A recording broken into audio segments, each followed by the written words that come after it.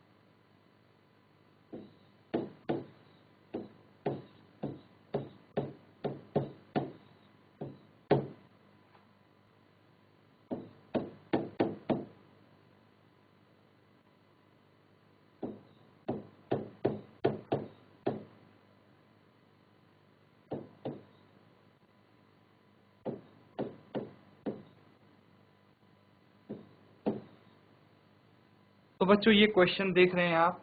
इसका क्या बोला गया है, a is equal to X such that x एक पूर्णांक है और -3 इस छोटा है x से और x छोटा है 7 से, ठीक है। मतलब x -3 से बड़ा है, 7 से छोटा है, और इनको आपको क्या करना है, समुच्चयों को रोस्टर रूप में लिखना है। क्या आप बता सकते हैं ये कौन सी फॉर्म में है बच्चों? ये आपको सेट बिल्डर फॉर्म में दिए हैं। किसमें दिए हैं? सेट बिल्डर फॉर्म में आपको गिवन है, और आप इनको रोस्टर फॉर्म में लिखेंगे। तो आप कैसे लिखेंगे रोस्टर फॉर्म में, ये चीजें हम कर चुके हैं, क्वेश्चन भी इस पे कर चुके हैं। आप इसको सॉल्व करेंगे और इनके आंसर बताएंगे क्या होंगे कि भाई रोस्टर फॉर्म में किस प्रकार से हम इनको लिख सकते हैं। जल्दी से सॉल्व कीजिए इसको। बच्चों क्या कर सकते हैं आप इस क्वेश्चन में? तो जो आपको यहाँ पे प्रॉपर्टी गुणधर्म इसका बताया गया है, उस पे गौर करने की कोशिश करेंगे हम। यहाँ पे बोला गया है कि भाई x सच दैट x एक पूर्णांक है। तो पूर्णांक यानी इंटीजर, सबको पता है इंटीजर क्या होते हैं। तो पूर्णांक आपको है, x एक पूर्णांक दिया है, ये आपको पता है, ठीक है। और दूसरी कंडीशन दी है कि भाई x -3 से बड़ा है और 7 से छोटा है। अब -3 से बड़े नंबर क्या क्या हो सकते हैं? -4 तो -3 से छोटा हो जाएगा, और -2 -3 से बड़ा होगा, ठीक है। -2 -1 0 1 2 3 4 5 6, ये सब क्या होंगे? -3 से बड़े होंगे। और अगर हम 7 8 ऐसे कंटिन्यू करें तो सब -3 से बड़े होंगे। लेकिन यहाँ पे दूसरी कंडीशन हमें दे दी कि 7 से छोटा होना चाहिए। तो 8 7 से बड़ा है, 7 से छोटा होना चाहिए, मतलब 7 के बराबर भी नहीं होना चाहिए। तो हम सिर्फ 6 तक ही लिखेंगे इन सबको, ठीक है। तो x इनके बीच में आएगा। तो x क्या हो सकता है? x या तो -2 हो सकता है, या -1 0, इनमें से कुछ भी हो सकता है बच्चों। तो हमने वही लिख दिया यहाँ पे। तो ये इसके एलिमेंट्स हो गए इस सेट के, और इसको बोलते हैं रोस्टर फॉर्म। और जो ऊपर आपको दिख रहा है, जो दिया है, इसको बोलते हैं सेट बिल्डर फॉर्म, ठीक है। तो आप इसको नोट डाउन कर लो बच्चों, कोई डाउट है पूछ लीजिए। इसी तरह से हम इसके बाकी पार्ट्स भी सॉल्व करने वाले हैं। बच्चों नेक्स्ट क्वेश्चंस हम लिखेंगे, तो इनके आंसर्स आपको बताने हैं। इनका आपको सेट बिल्डर फॉर्म में दिए होंगे, रोस्टर रूप बताना है सभी का। पार्ट 2 में यहाँ पे करता हूँ, लिखता हूँ आपके लिए।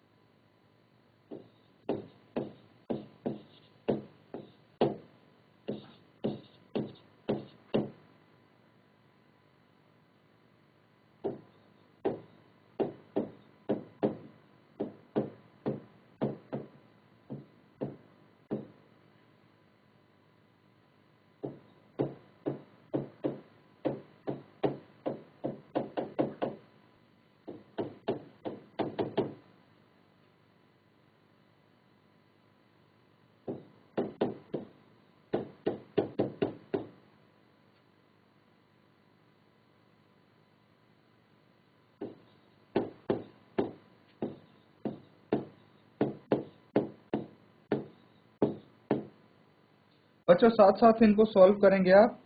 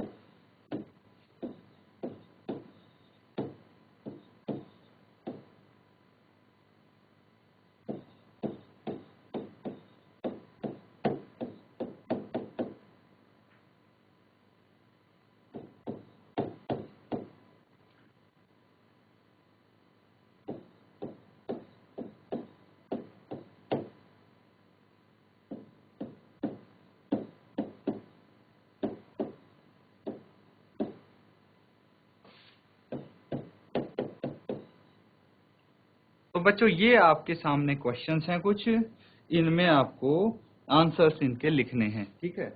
तो इसको सबको आपको रोस्टर फॉर्म में बताना है।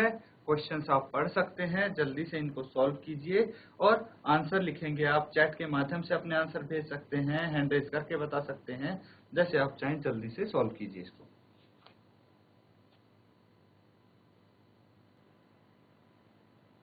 देखिए स्टूडेंट्स, जो यहाँ पे लिखा है उसी चीज को हमें पढ़ के और सॉल्यूशन देना है। यहाँ पे सेकंड पार्ट में देखिए, x सच दैट x संख्या 6 से कम एक प्राकृत संख्या है। तो प्राकृत संख्या आपको पता होना चाहिए, ये क्वेश्चन हो जाएगा। प्राकृत संख्या कौन सी होती हैं?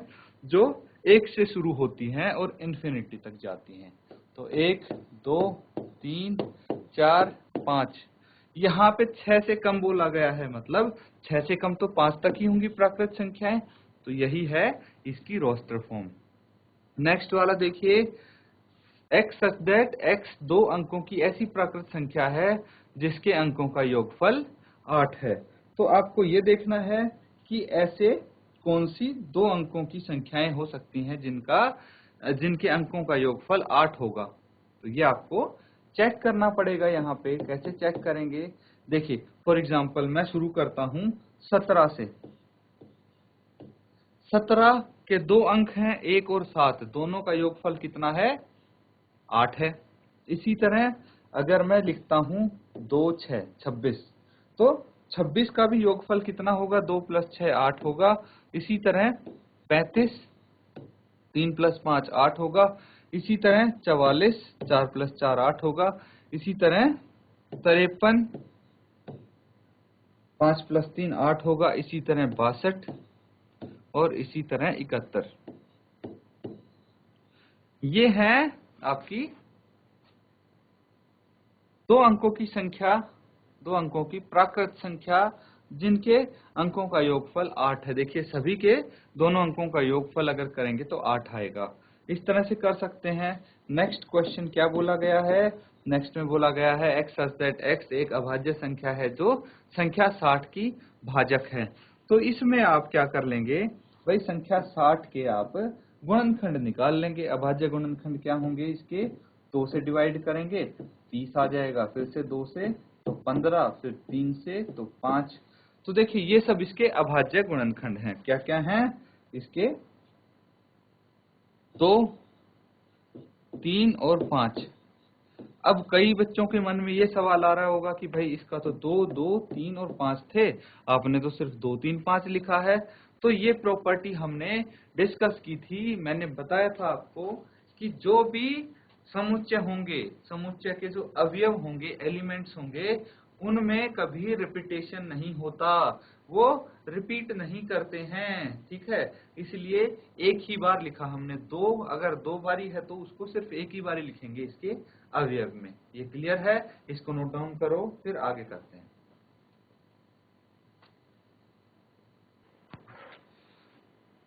बच्चों कुछ क्वेश्चन और करेंगे इसके बाकी पार्ट्स। फिफ्थ पार्ट देखिए,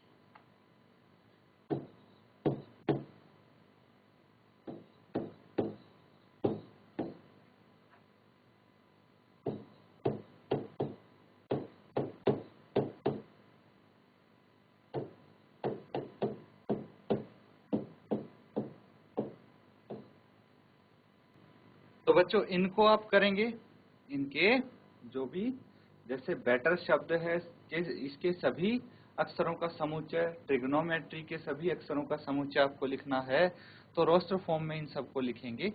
जल्दी से इसको सॉल्व कीजिए। तो यहाँ पे स्टूडेंट्स क्या कर सकते हैं आप, जैसे ये ई है तो इसमें ट्रिग्नोमेट्री जो शब्द है उसका अक्षरों का समुच्चय लिखना है, तो रिपीटेशन नहीं करना है और एक एक वर्ड आप लिखते जाएंगे। TRIGON,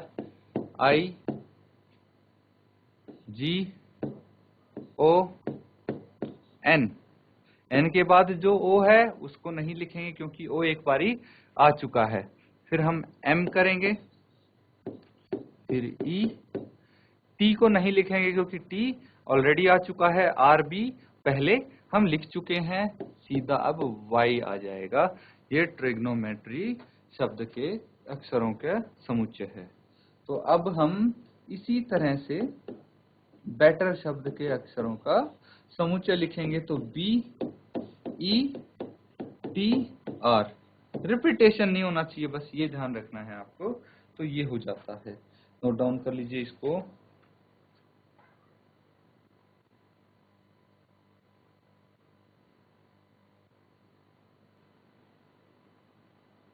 बच्चों नेक्स्ट क्वेश्चन देखिए,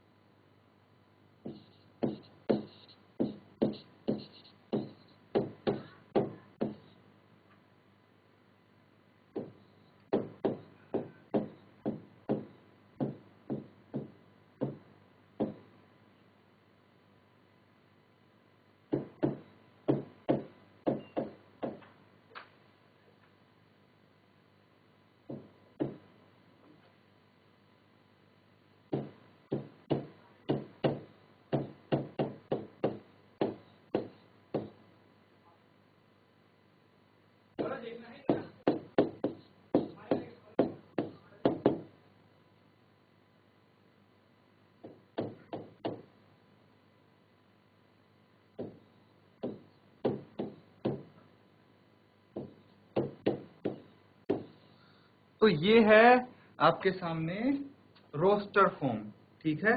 इसको आपको क्या करना है, निम्नलिखित समुच्चय को समुच्चय निर्माण रूप में लिखना है, यानी सेट बिल्डर फॉर्म में बताना है।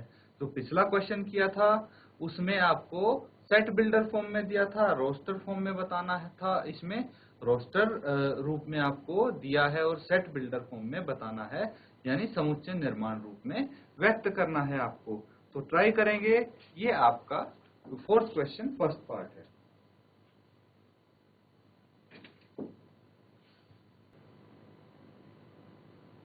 तो सबसे पहले बच्चों कैसे इसको अप्रोच करेंगे, सबसे पहले इसकी प्रॉपर्टीज देखने की कोशिश करते हैं कि भाई जो इसके अवयव हैं रोस्टर फॉर्म में जो आपको समुच्चय दिया गया है, इसके अवयव हैं, उनकी प्रॉपर्टी गुण क्या क्या हो सकते हैं।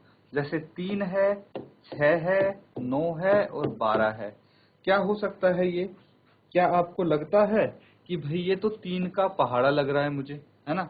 3 एकम 3, 3 इंटू 1 3, 3 इंटू 2 6, 3 इंटू 3 9 और 3 इंटू 4 12, है ना? ये दिख रहा है। तो हम इस चीज से क्या चीज पता लगा सकते हैं बच्चों? यहां से ये चीज हमें पता लगती है कि x such that x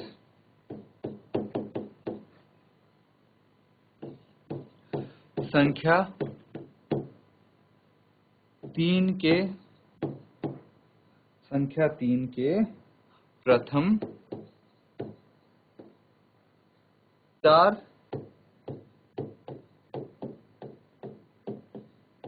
गुणज, प्रथम 4 गुणज है।